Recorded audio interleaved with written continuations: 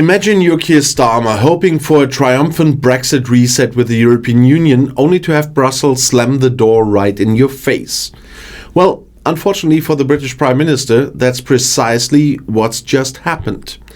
Today we're diving deep into how the EU has delivered a massive setback to Starmer's ambitious plans, effectively blocking Britain from accessing critical migrant data.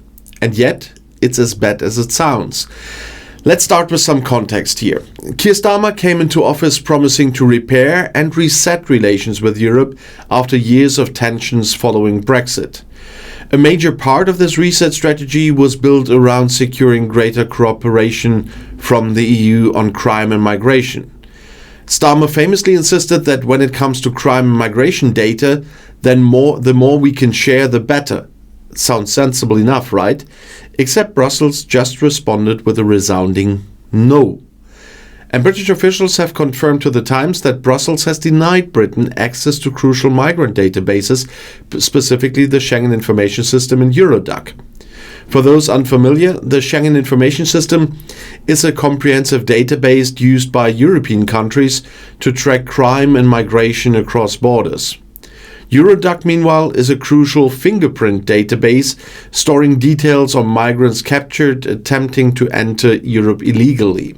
And in short, these databases are absolutely critical for any country serious about managing migration and enhancing national security.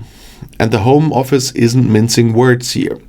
Officials have called access to these systems a potential game changer, particularly among Britain's ongoing migration crisis. Asylum seekers housed in hotels across Britain currently cost UK taxpayers a staggering £5.5 million every single day. And that's billions each year, highlighting why this data sharing agreement was so vital. Access to Eurodac and the Schengen Information System would have significantly bolstered Britain's ability to manage illegal migration, verify identities, and streamline deportations. But Brussels has firmly drawn a line, informing British diplomats that critical data from these databases won't be shared with UK law enforcement or immigration authorities. And their reasoning? EU officials argue it would set a dangerous precedent, insisting third-party countries simply cannot access Schengen databases. In other words, according to Brussels, rules are rules, and Brexit Britain is now officially considered a third-party outsider. Naturally, the reaction within British government circles is one of frustration and disbelief. Yeah, Brexit means Brexit. An insider speaking to the Times described the EU as intransigent and dogmatic, criticizing Brussels for sticking rigidly to principles even when clear mutual benefits exist. Another official labeled the EU stands hard, noting their stubbornness despite the clear security and migration advantages cooperation could yield. And Starmer's Brexit reset strategy, meanwhile, faces serious scrutiny and growing domestic backlash. The denial of database access directly undermines his credibility, given he promised voters improved cooperation with Europe. And critics argue this episode proves that his strategy of seeking closer ties with the EU was naive at best and dangerously misguided at worst. Indeed, Brexit supporters and opposition voices alike are seizing upon this humiliation. They accuse Starmer of failing to understand the core issue of sovereignty at stake. And they claim this incident underscores the inherent risks in depending heavily on EU goodwill for essential national security matters. And frankly, they are asking tough questions. If the EU isn't willing to share basic crime and migration data, how trustworthy are they as partners in other vital areas? Yeah, still no cherry picking here. But now let's look at the bigger picture. In just 2 weeks, London is set to host several prominent EU leaders at a summit aimed at negotiating a broader defence pact. And this summit was supposed to be a major step in Starmer's Brexit reset campaign, demonstrating Britain's renewed ability to forge beneficial agreements with Europe. However, this new setback severely undermines those efforts before the summit even begins. And the EU's current stance on data sharing casts a dark shadow over Starmer's diplomatic ambitions. How receptive will EU leaders be to British demands in defence and trade negotiations if they aren't even willing to budge on migration cooperation? Moreover, British negotiators are reportedly concerned that this rigidity on migration data is symptomatic of broader EU attitudes towards Britain post-Brexit. Yes, they say Britain is a third country. The message from Brussels seems clear. If you leave the club, don't expect special treatment when you come knocking again. And certainly, don't expect us to bend our rules to accommodate you. Some might argue Brussels is simply upholding its laws and standards. Others, particularly Brexit supporters, interpret this as punitive, an intentional move designed to discourage other nations from following Britain's exit path.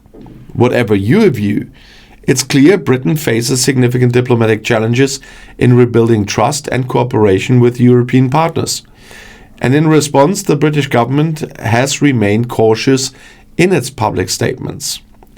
A government spokesperson told reporters, "We are not providing a running commentary on our discussions with the EU. These are ongoing and cover a wide range of issues." Yet privately, frustration and anger at this latest EU decision are palpable. Looking ahead, Starmer faces mounting political pressure domestically. His opponents within and outside his party will undoubtedly use this incident to attack his competence and strategy.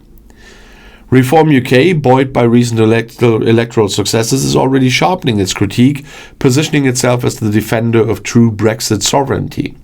And with elections looming in the coming months, including crucial tests in Scotland and Wales, Starmer desperately needs tangible diplomatic victories to reassure voters his approach is working. Unfortunately, this blow to Britain's hopes of assessing EU migration data might just reinforce voter skepticism.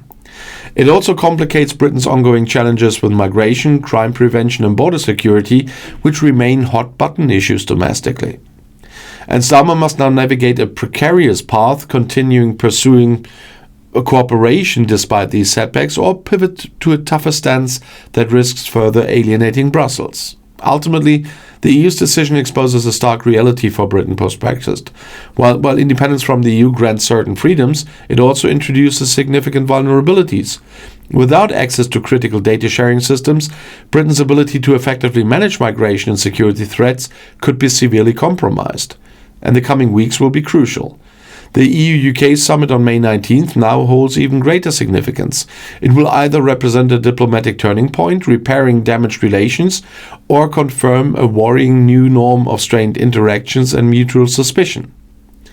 But will Starmer manage to salvage his Brexit reset strategy, or is this data denial a grim sign of Britain's diplomatic challenges ahead?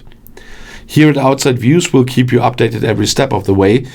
Even if you can hear in the recent videos already, my allergies are cutting in hard at the moment. I don't know if it's related to my recent hospital stay, but they are really bad this year. Nevertheless, I will do my very best to bring you all the information you need. And if you want to see another video, the next video is right here in the end screen.